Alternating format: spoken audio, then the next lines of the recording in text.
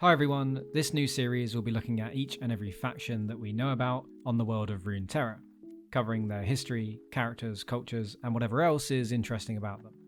There's been a ton of rich lore added to the universe in recent years, and in the run-up to the MMO, it's only getting bigger and more complicated.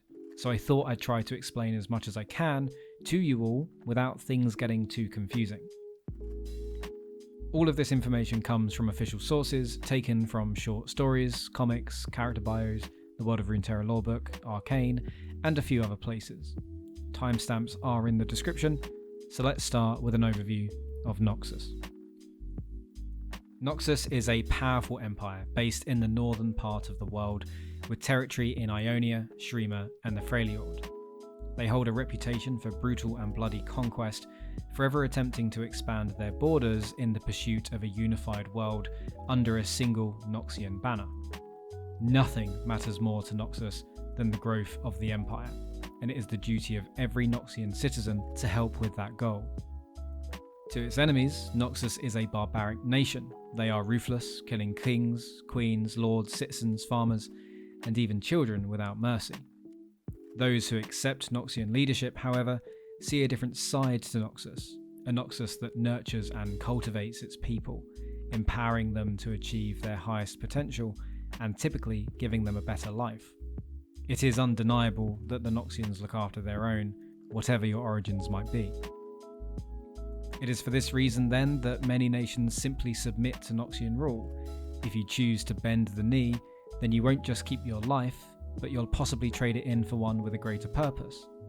That said, some do rebel against the might of Noxus, and we see an example of this in the Darius comic, where his former love interest feels that the war crimes committed in Ionia are too great to ignore.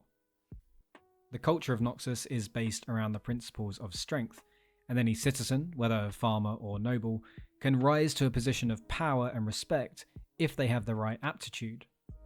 Darius and Draven, two orphans who grew up on the streets of Basilic, were given new lives when Noxus invaded.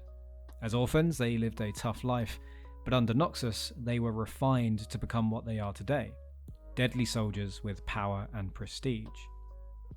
Strength is not one-dimensional in Noxus and can come in many forms. Soldiers are respected, but so are craftsmen, political leaders, and traders. They all come together to create a stronger nation that can topple its enemies. The idea of Noxian strength is split into three principles. You have vision, strength, and guile. Noxus is led by a council of three equal individuals, each representing and embodying one of the principles of strength. Swain speaks for vision as the political leader of Noxus. Darius, as the hand of Noxus, embodies the might of its armies, and the third, an unknown individual who leads up the Noxian intelligence and spy network, represents guile.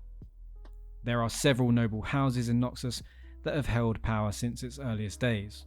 Their continuous lust for power has led to several large events in Noxian history. The most recent and perhaps the most impactful was the revolution against Emperor Darkwill, which saw Jericho Swain take over the Empire and install the Triferet's Council, which we just spoke about. There is also a secret society of sorts in the Black Rose, led by LeBlanc. They're a political group that has been manipulating the Noxian throne for many hundreds of years, including the now dead Emperor Darkwill. Today, the Triferet's Council and the Black Rose members are in somewhat of an uneasy truce, but that might have to be its own video. The military of Noxus, despite boasting to be the largest army on the planet, is not forced to conduct itself in any particular way. Each warband, of which there are many, are free to wage war in the way that suits them best. Some warbands will be experts at sieging towns, some at guerrilla warfare, and others may be strong on the ocean. These talents are embraced and celebrated, and gives Noxus one of the most diverse armies on the planet. Those who aren't fighters get similar treatment, with every citizen given the opportunity to shine and do what they're good at, as long as it contributes to the war machine in some way. The forges of Noxus are said to never cool, as they churn out weapons and armour in vast quantities for their war hosts spread across the planet. Noxian equipment is the very definition of function over form, with every hook, spike and edge having its purpose. In recent years, Noxus have also begun to experiment with chemtech from Zorn. This has proven to be a powerful addition to the Noxian arsenal, but there are those who believe the cost of using such technology is just too high. Another important group to the Noxians are the War Masons. These guys are as much scouts as they are builders, and venture into lands unclaimed by Noxus and oversee the construction of bridges, roads, pillars, buildings, and things like that. Anything that Noxus really needs to keep its supply lines open and its dominion of other nations in check. Lone War Masons scouting your land is usually the first sign of a Noxian invasion. As for the most powerful and loyal soldiers in Noxus, they are given a position in the Trifarian Legion, an elite force led by the Hand of Noxus himself, Darius. They were formed when Swain took over in recent years, and whilst relatively new, have already been involved in campaigns in Ionia, Demacia, and the Freljord. You do not need to be Noxian born to join the Legion. Captain Farron, for example, originates from Zorn, but was considered strong enough and formally recruited. A dark fortress called the Immortal Bastion sits at the heart of Noxus and was built by a necrotic warlord known as Mordekaiser roughly 300 years before Noxus came into being. The Noxians moved in after overthrowing Mordekaiser, and it has since grown far beyond the original walls of the Immortal Bastion. The Bastion itself is a dark and twisted maze of streets built to confuse any would-be attackers. Many parts of the Immortal Bastion have also been lost to time as the Noxians built upon the old structures that were already there. Jericho Swain believes there are dark secrets hidden below the Bastion and has outlawed travel to the centermost part of the city. Outside of the walls of the Bastion, however, the city is varied and diverse, with people from all over the world bringing their unique talents and cultures to the capital. The people of Noxus then are as diverse as you would expect from a nation that seems to accept everyone. There are humans from all over the world, which bring a variety of culture and fighting styles to the nation. One of my favourite lead characters, Samira, is actually from Shurima.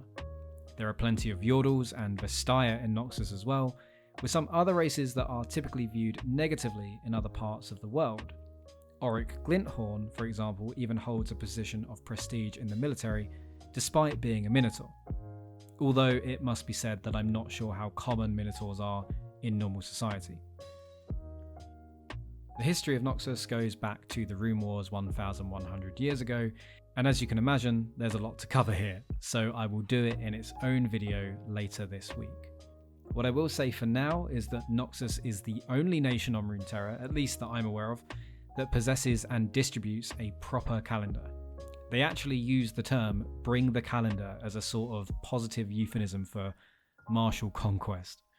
But because the Noxian calendar is the only timeline that we really have, it's one, biased towards Noxus, and two, incomplete as they only really care about Noxian history.